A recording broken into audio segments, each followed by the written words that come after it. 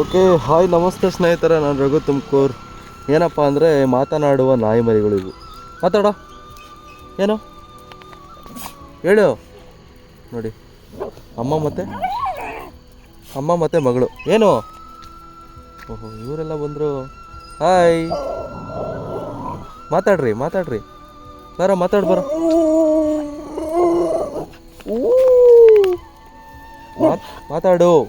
ಬರ, ಮಾತಾಡು.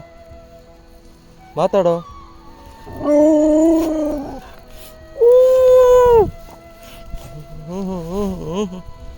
ಏನ್ರೋ, ಏನು ಬೆಳಕಿ? ನೋಡಿ, ಇವ್ರು 3 ಜನ ಕಪ್ಪಗಿದ್ದಾರೆ. ಇವನು ಬಿಳಿಕಿನ ನೀನು. ಓಹೋ, ಇವ್ರಿಗೆ ಹೆಂಗಪ್ಪ ಹಾಕೋದು?